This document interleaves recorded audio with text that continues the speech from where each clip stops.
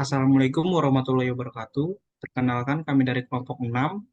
Kami akan menjelaskan tentang penggunaan WireShark untuk memeriksa tangkapan DNS dan UDP. Anggota kami, saya sendiri ada Muhammad Ivan Al-Aziz, ada Muhammad Fahri Alauddin, dan Muhammad Raihan Nafarel. Yang pertama itu tujuan. Tujuan dari praktikum ini adalah untuk merekam informasi konfigurasi IP, PC. Yang kedua, gunakan WireShark untuk menangkap query dan respon DNS, analisis paket DNS atau UDP yang ditangkap. Ini adalah topologinya, di mana ada internet, router, dan VM. Latar belakang, ketika Anda menggunakan internet, Anda menggunakan DNS. DNS adalah jaringan server terdistribusi yang menerjemahkan nama domain yang mudah digunakan seperti www.google.com ke alamat IP. Saat Anda mengetik URL situs web ke browser Anda, PC Anda melakukan query DNS ke alamat server DNS. Query DNS PC Anda dan respon server DNS menggunakan user datagram protokol atau UDP sebagai protokol. Lapisan transport. UDP, connection list, dan tidak memerlukan pengaturan sesi seperti halnya TCP. Query dan respon DNS sangat kecil dan tidak memerlukan overhead TCP. Di lab ini, kita akan berkomunikasi dengan server DNS dengan mengirimkan query DNS menggunakan protokol transport UDP, dan Anda akan menggunakan WireShark untuk memeriksa query DNS dan pertukaran respon dengan server yang sama. Bahan yang diperlukan. Yang pertama itu ada mesin virtual CyberOps Workstation, yang kedua itu akses internet. Nah, di sini adalah bagian peraturan part 1, merekam informasi konfigurasi IP VM. Di bagian satu ini, kita akan menggunakan perintah pada VM CyberOps Workstation Anda untuk menemukan dan merekam alamat MAC dan IP kartu antarmuka jaringan virtual atau NIC VM Anda, alamat IP gateway default yang ditentukan, dan alamat IP server DNS yang ditentukan oleh PC. Ini adalah gambar dari pengaturan alamatnya. Alamat IP 192.168.8.10, alamat MAC-nya 0800278275DF, kemudian gateway-nya 192.168.8.1, IP server DNS-nya 88.44. Selanjutnya masih di peraturan part 1, yaitu pengaturan jaringan VM CyberOps Workstation. Anda harus diatur ke adaptor bridge. Untuk memeriksa pengaturan jaringan Anda, buka pengaturan, mesin, pilih jaringan, lalu di tab adapter 1 terlampir pada adapter bridge, seperti gambar berikut. Selanjutnya masih di peraturan part 1, yaitu buka terminal di VM, masukkan if config pada prompt untuk menampilkan informasi yang terbuka. Jika Anda tidak memiliki alamat IP di jaringan lokal Anda, jalankan perintah berikut di terminal. Di sini perintahnya ada sudo lab.support.files/script/configure sdhcpsh. Itu untuk mengkonfigurasi NIC untuk meminta info IP melalui DHCP dan meminta informasi IP. Selanjutnya ada perintah ifconfig. Di sini didapatkan inetnya itu 192.168.8.10 dan ethernya 0800278275DF. Masih di peraturan 1 ada prompt terminal, masukkan cat/etc/resolve.conf untuk menentukan server DNS.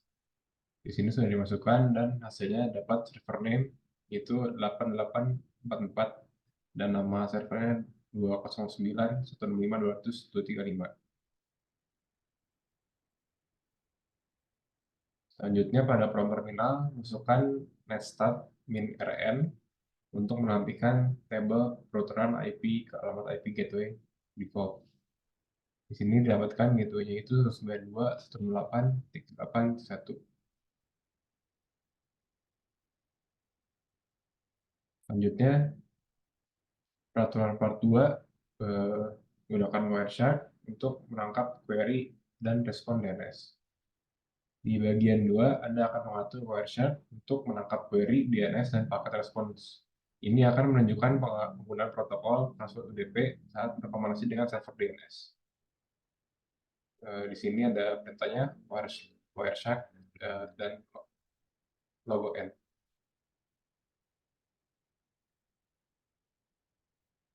Selanjutnya di jendela Wireshark, pilih dan klik 2 kali npost 3 dari daftar antarmuka. Lalu buka browser web dan navigasi ke www.google.com. Klik stop untuk menghentikan penangkapan Wireshark saat Anda melihat beranda Google. Hasilnya akan mendapat progres seperti ini.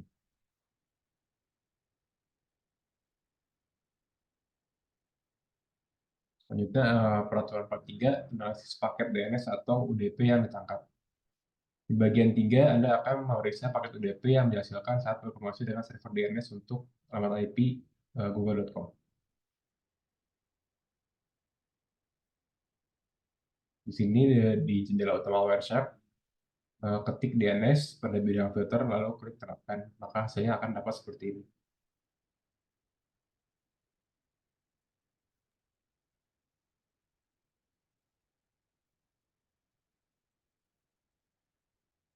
Selanjutnya masih di peraturan ketiga di jendela utama Wireshark, ketik DNS di bidang filter, klik terapkan di panel daftar paket bagian atas jendela utama, temukan paket yang menyertakan query standar dan www.google.com. Lalu selanjutnya lihat bingkai 429 di samping sebagai contoh.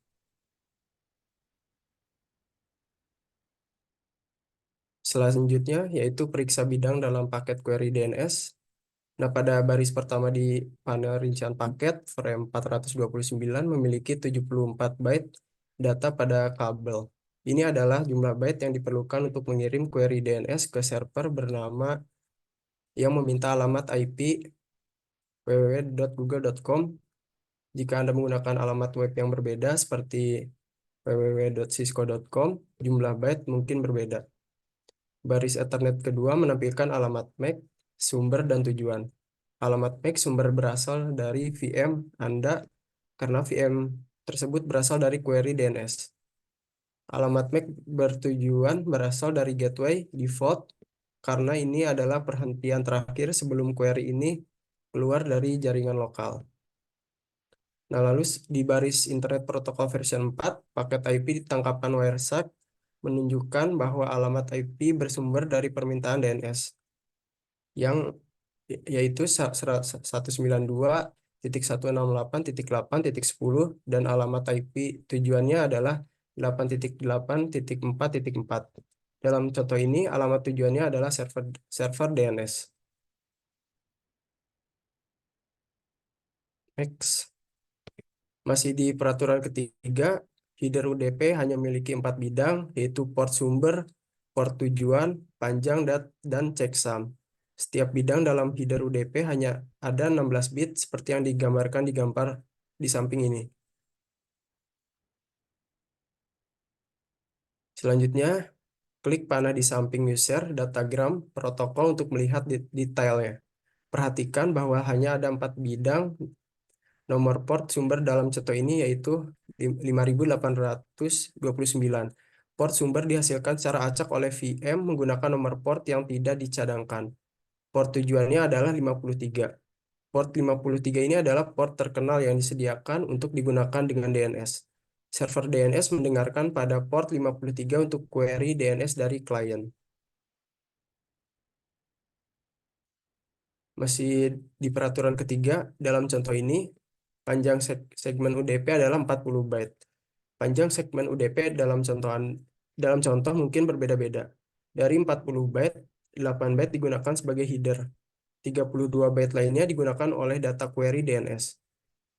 32 byte data query DNS ada dalam ilustrasi seperti gambar di samping berikut. Selanjutnya, checksum digunakan untuk menentukan integritas header UDP. Setelah melintasi internet, UDP header memiliki overhead rendah karena UDP tidak memiliki bidang yang terkait dengan jabat tangan 3 arah di TCP. Setiap masalah keandalan transfer data yang terjadi harus ditangani oleh lapisan aplikasi.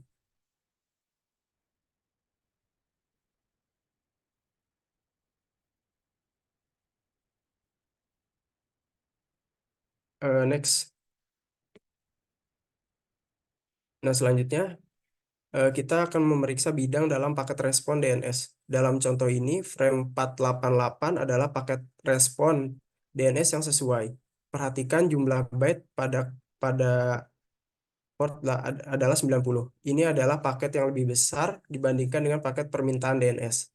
Karena paket respon DNS akan menyertakan sebagai informasi tentang domain. Nah, dalam bingkai Ethernet 2 ini, untuk merespon DNS, yaitu merupakan alamat MAC sumber adalah gateway default dan alamat MAC tujuan adalah VM. Next. Selanjutnya, di sini kita melihat IP tujuan dari dari IP 192.168.8.10. Lalu alamat IP sumbernya 8.8.4.4. Nah, apa yang terjadi dengan peran sumber dan tujuan untuk VM dan gateway default? Nah, VM dan server DNS telah mengembalikan perannya dalam permintaan DNS dan paket respon. Di segmen UDP, peran nomor port juga terbalik. Nomor port tujuan adalah 58.029. Nomor port 58029 ini adalah port yang sama yang dihasilkan oleh VM ketika query DNS dikirimkan ke server DNS. Nomor port sumber adalah 53. Server DNS mendengarkan permintaan DNS pada port 53 dan kemudian mengirim respon DNS dengan nomor port sumber 53 kembali ke originator permintaan DNS.